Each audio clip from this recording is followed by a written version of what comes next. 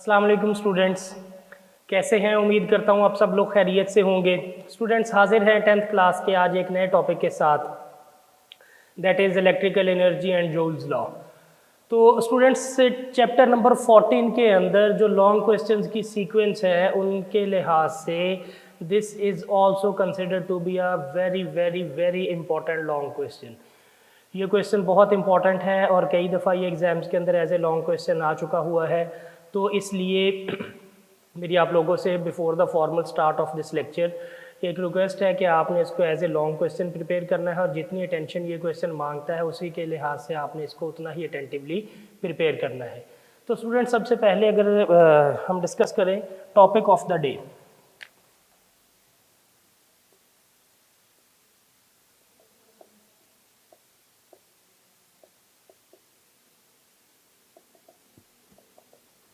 तो topic of the day के अंदर आज का हमारा जो टॉपिक है that is chapter number 14 electrical energy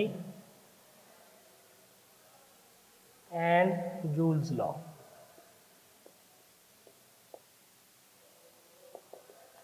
तो ये हमारा टॉपिक है। मैंने आपको बताया है कि ये एक लॉन्ग क्वेश्चन है, तो इंशाल्लाह we will discuss it accordingly.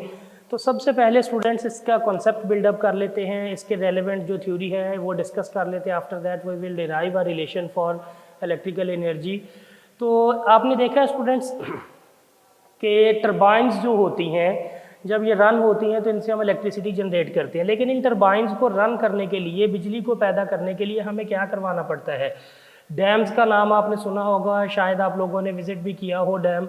Dam के अंदर पानी को स्टोर किया जाता है एट अ हायर पोटेंशियल, किसी हायर पोटेंशियल के ऊपर, और उसके बाद वहाँ पे एक स्लोप बनाई जाती है इस तरह डाउनवर्ड डायरेक्शन में पानी को स्पीड अप करने के लिए। तो उस हायर लेवल से जब पानी को लोअर लेवल की तरफ नीचे गिराया जाता है तो उसकी डाउनवर्ड डायरेक्शन में नीचे कौन सी चीज़ पड़ी हुई होती है? नीचे टरबाइंस पड़ी हुई होती हैं।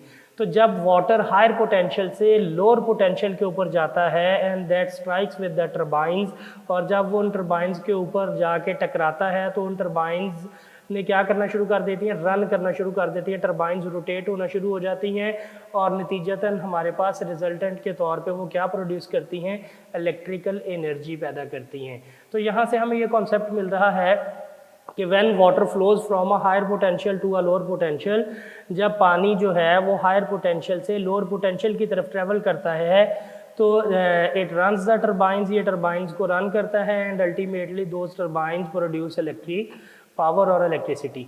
तो वो हमारे पास जो टरबाइंस होती हैं वो बिजली बनाने के काम आती हैं। तो इसी तरह का मिलता जुलता कॉन्सेप्ट हम आज के लेक्चर में यूज़ करेंगे। यहाँ हमारे पास वाटर नहीं है, बल्कि when current flows from a higher potential to a lower potential, जब हमारे पास जो करंट है ये एक हायर पोटेंशियल से, एक पॉजिटिव पोटेंशियल से एक लोअर पोटेंशियल की तरफ, एक नेगेटिव पोटेंशियल की तरफ फ्लो करता है, then it produces electric energy.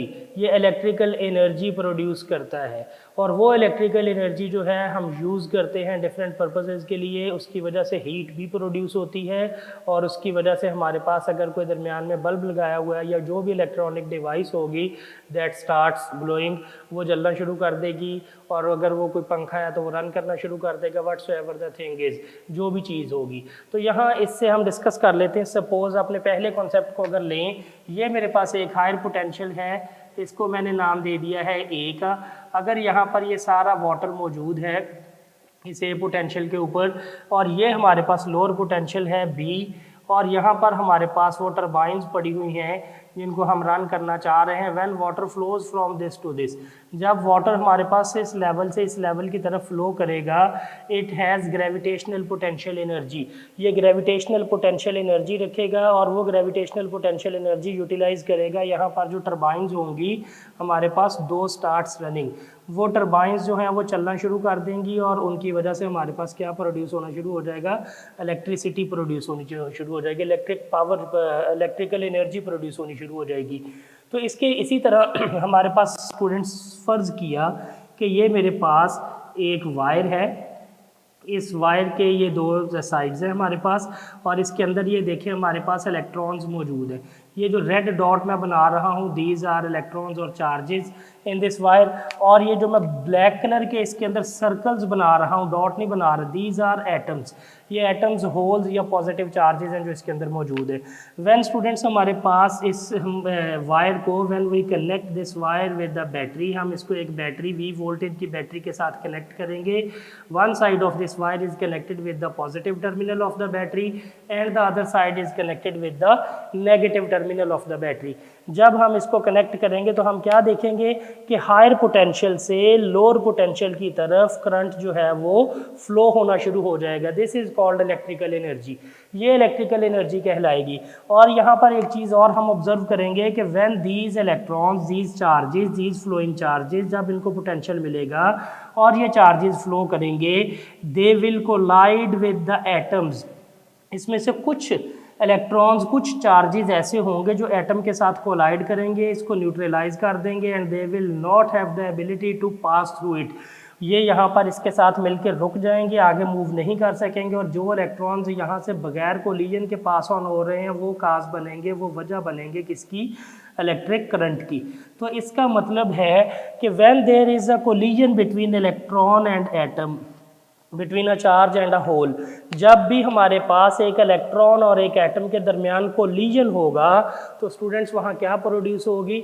वहाँ पर हीट प्रोड्यूस होगी, क्योंकि हमने पढ़ा है फिजिक्स के अंदर, whenever there is a collision between two particle, whenever there is a collision between two atoms, whenever there is a collision between two objects, whenever there is a collision between two masses, then always heat energy is produced।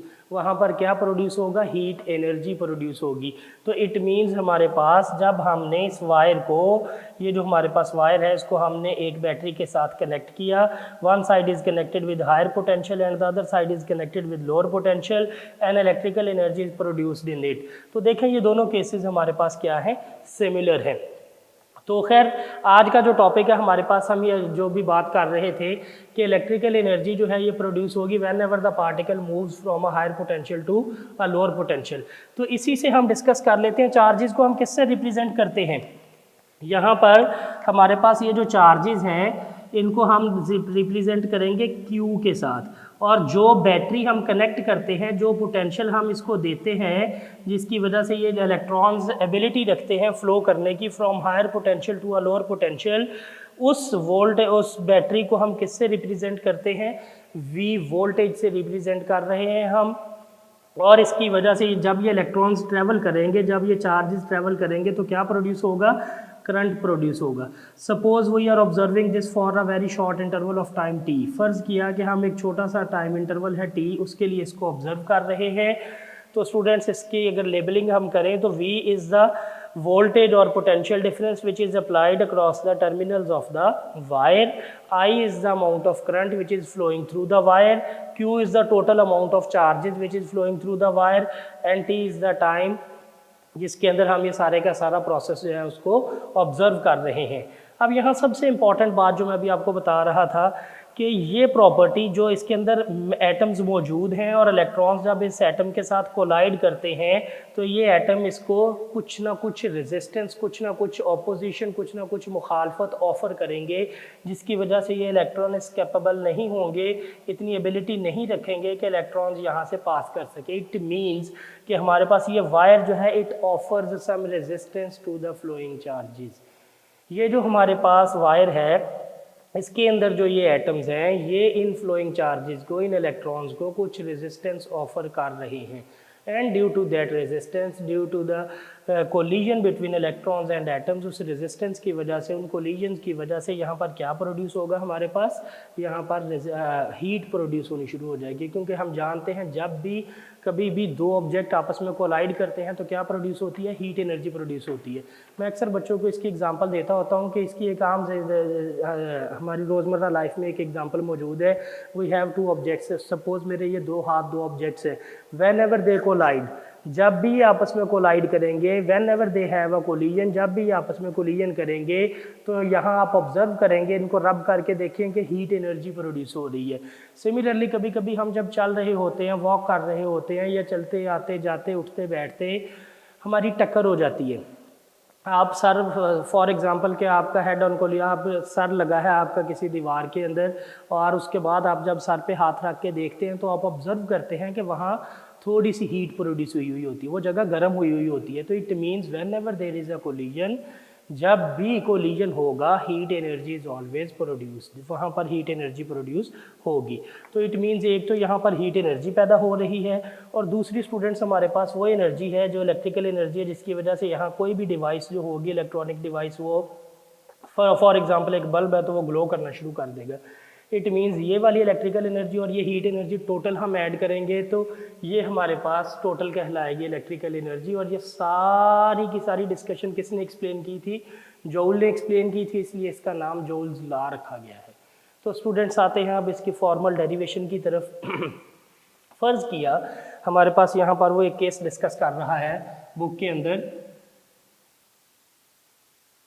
वो कह रहा है हमें कि यहाँ पर अगर suppose फ़र्ज़ किया कि चार्ज की वैल्यू को मैं 1 कूलम पुट कर लूँ, 1 कूलम चार्ज हो और उसको मैं V वोल्टेज अप्लाई करूँ। सपोज हमारे पास चार्ज जो है वो हमने क्या ले लिया है 1 कूलम, और हमारे पास जो वोल्टेज हम इसको अप्लाई कर रहे हैं दैट इज़ V वोल्ट।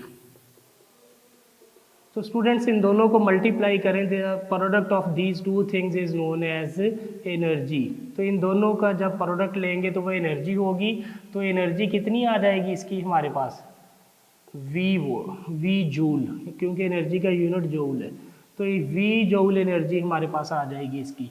तो स्टूडेंट्स अगर हम यहाँ पर फ़र्ज़ करें कि केस नंबर 2 ले लिया मैंने, और उस केस नंबर 2 में हम चार्ज को 1 कूलम नहीं ले रहे, बल्कि हम क्या ले रहे हैं, केस 2 में हमारे पास चार्ज जो है वो Q कूलम है, और वोल्टेज जो है हमारे पास that is still V volt, वो V वोल्ट ही है। अगेन इन दोनों का जो प्रोडक्ट होगा हमारे पास वो क्या होगा, इन दोनों का प्रोडक्ट लेंगे तो that would be equals to energy, वो एनर्जी होती है। तो इसका मतलब जब हमने एनर्जी कैलकुलेट करनी होगी देन यहाँ पर हमारे पास कितनी एनर्जी आ जाएगी, इन दोनों को मल्टीप्लाई किया QV, तो साथ यूनिट क्या आ जाएगा हमारे पास, यूनिट आ जाएगा इसका जूल, QV जूल्स एनर्जी आ जाएगी। तो यहाँ पर स्टूडेंट्स हम एनर्जी को किससे रिप्लेस कर सकते हैं, वर्क डन से, ये हम जानते हैं ऑलरेडी। तो we can also write this equation in such a way, हम इसको इस तरह भी लिख सकते हैं कि W is equals to QV। ये तो एक वे था इस इक्वेशन को इस तरह लिखने का। लेकिन अगर हम यहाँ पर ये देखें कि ये इक्वेशन हमारे पास कहाँ से आई है, तो आप बेटे इसी चैप्टर के अंदर और इससे पिछले चैप्टर के अंदर पोटेंशियल डिफरेंस और इलेक्ट्रिक पोटेंशियल के नाम से टॉपिक पढ़ चुके हैं। वहाँ पर जब हम इलेक्ट्रिक पोटेंशियल की डेफिनेशन करते हैं प्रीवियस टॉपिक्स में, तो क्या डेफिनेशन करते हैं ज़रा उसको रिव्यू करते हैं। यहाँ ये मैं सर्कल कर रहा हूँ जस्ट फॉर इन्फॉर्मेशन ओनली, ये मैं आपको समझाने के लिए, बताने के लिए कि रिलेशन हमारे पास एक्चुअली कहाँ से फॉर्म होता है। तो इलेक्ट्रिक पोटेंशियल का टॉपिक है स्टूडेंट्स हमारे पास, जो हम ऑलरेडी पढ़ चुके हुए हैं।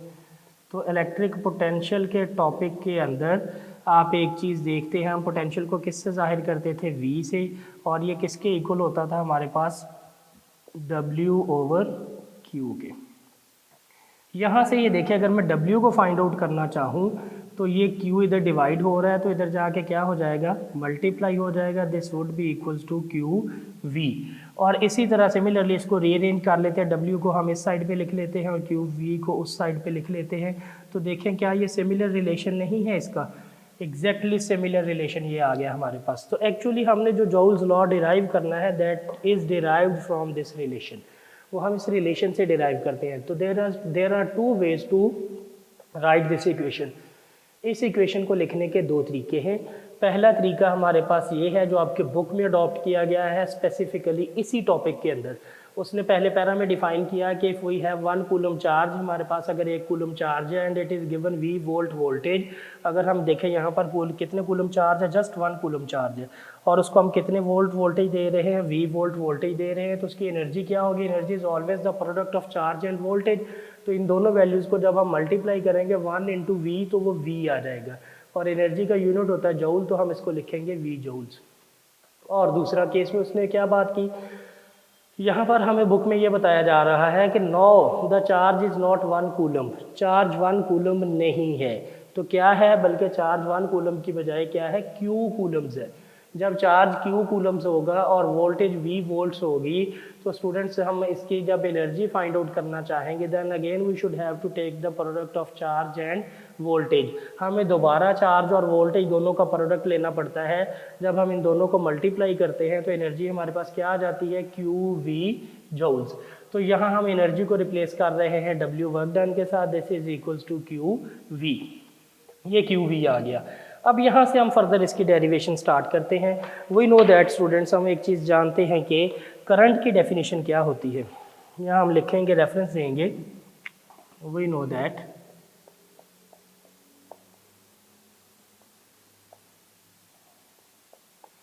कि हमारे पास जो करंट होता है उसकी डेफिनेशन आई किसके इक्वल होता है, हमेशा rate of flow of charges. और रेट क्या होता है, मैंने कल भी आपको बताया था प्रीवियस लेक्चर में, डिवाइडेड बाय टाइम। तो rate of flow of charges, charge को किससे डिवाइड कर देंगे, टाइम से। अगर यहाँ से मैं क्यू की वैल्यू निकालना चाहूँ, then Q will be equals to, ये टी इधर डिवाइड हो रहा है तो इधर आके क्या हो जाएगा, मल्टीप्लाई, तो this would become I T. इसी को रीअरेंज कर लेते हैं, क्यू को इस साइड पे लिख लेते हैं और आई टी को दूसरी साइड पे लिख लेते हैं। तो ये स्टूडेंट्स हमारे पास क्यू की वैल्यू आ गई।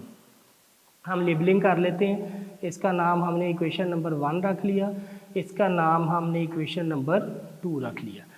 इसके बाद देखें, ये एक सिंपल सर्किट है हमारे पास जो डिस्कस हो रहा है, और मैंने आपको बताया कि सिंपल सर्किट को जब भी हमने सॉल्व करना होता है then we should have to use Ohm's law. हमें कौन सा लॉ यूज़ करना पड़ता है, ओहम्स लॉ यूज़ करना पड़ता है। तो स्टूडेंट्स हम यहाँ पर लिखेंगे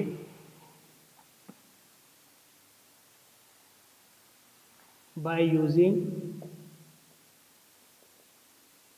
ओहम्स लॉ। ओहम्स लॉ को यूज़ करेंगे। ओहम्स लॉ की मैथमेटिकल फॉर्म क्या होती है, V equals to I R. तो यहाँ पर देखिए हमारे पास इक्वेशन नंबर 1 के मुताबिक हमें कितनी चीज़ें चाहिए, एक Q की वैल्यू चाहिए और एक V की वैल्यू चाहिए। तो स्टूडेंट्स हमने Q की वैल्यू भी निकाल ली और V की वैल्यू भी निकाल ली। Q वाली वैल्यू को हमने इक्वेशन नंबर 2 का नाम दिया है, तो V वाली वैल्यू को हम इक्वेशन नंबर 3 का नाम दे देंगे। हम यहाँ पर लिखेंगे पुट इक्वेशन 2 एंड इक्वेशन 3 इन 1। हमने इन इक्वेशन 2 और 3 को इक्वेशन 1 में जब पुट किया तो work done this would be equals to energy. तो एनर्जी हमारे पास किसके इक्वल आ गई, Q क्या है हमारे पास students, I T equation number 2 के मुताबिक, और इसी तरह V हमारे पास क्या है इक्वेशन नंबर 3 के मुताबिक आई आर। जब हम ये दोनों वैल्यूज़ इधर रिप्लेस कर देंगे तो then we have to multiply these factors. हमें इन दोनों फैक्टर्स को क्या करना पड़ता है, मल्टीप्लाई करना पड़ता है। जब हम इनको मल्टीप्लाई करते हैं तो आई को आई से मल्टीप्लाई करते हैं, then this would become I square. और ये हमारे पास वैल्यू क्या आ गई, आर, और ये क्या आ गया, टी। तो इट मीन्स हमारे पास जो एनर्जी है that would be equals to I square R T. तो स्टूडेंट्स ये वही एनर्जी है जो हीट की शक्ल में और other form of electronic devices जो वहाँ पर मौजूद हैं, जो रन हो रही हैं, उनकी फॉर्म में टोटल एनर्जी जो है वो यूटिलाइज हो रही है। तो अगर हम यहाँ से इसकी फॉर्मल डेफिनेशन करना चाहें तो हम कह सकते हैं कि joules law states that, joules law हमें ये बता रहा है कि total energy through a resistance, through a wire, किसी भी वायर में से या किसी भी रेजिस्टेंस में से हमारे पास टोटल एनर्जी जो होती है दैट, या हीट एनर्जी या वट एवर द एनर्जी जो प्रोड्यूस हो रही है इसके अंदर, that is actually the product of square of current, current का square which is flowing through the wire, resistance जो हमें वो एटम्स ऑफर कर रहे हैं फ्लोइंग चार्जेस को, एंड द टाइम कि जितने टाइम में वो करंट वहाँ से फ्लो कर रहा है। अगर हम इन तीनों चीज़ों को मल्टीप्लाई कर दें, स्क्वायर ऑफ द करंट को, रेजिस्टेंस को और टाइम को, then this would be equals to the total energy. ये एनर्जी के इक्वल आ जाती है and this is known as Joule's law. इसी को हम किसका नाम दे देते हैं स्टूडेंट्स, जॉल्स लॉ का नाम दे देते हैं। आप यहाँ पर एक चीज़ देख सकते हैं कि हम जॉल्स लॉ के अंदर ये जो रिलेशन बनाया है I square R T, we can also replace और we can also change the form of this relation. हम इस रिलेशन की फॉर्म को चेंज कर सकते हैं। कैसे यूज़ करेंगे, if we put the value of I in this equation. चूँकि यहाँ से हम इक्वेशन रेफरेंस दे सकते हैं फ्रॉम इक्वेशन नंबर 3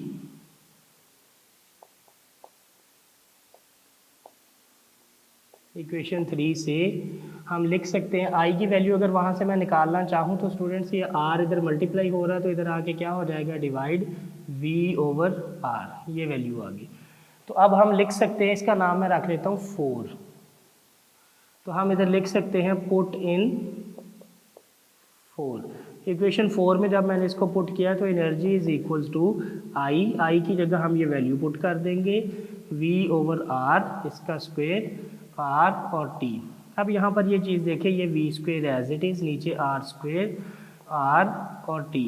अब यहाँ पर ये देखें हमारे पास जो ऊपर वाला एक आर है वो नीचे जो स्क्वायर है हमारे पास आर का, इससे क्या हो जाएगा, कैंसिल हो जाएगा। जब ये स्क्वायर इससे कैंसिल हो जाएगा तो रिमेनिंग इक्वेशन हमारे पास क्या बचेगी students, the remaining equation is energy is equals to V square T divided by capital are.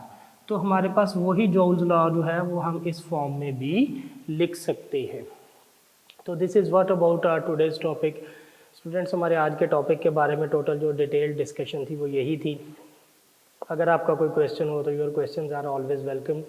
आप अपने क्वेश्चंस डिस्कस कर सकते हैं। जो डिस्कशन टाइम डिसाइड हुआ उसके अंदर एक दफ़ा मैं जाते जाते इसको रिव्यू करवा देता हूँ, टॉपिक को जनरल रिव्यू देता हूँ इस टॉपिक का।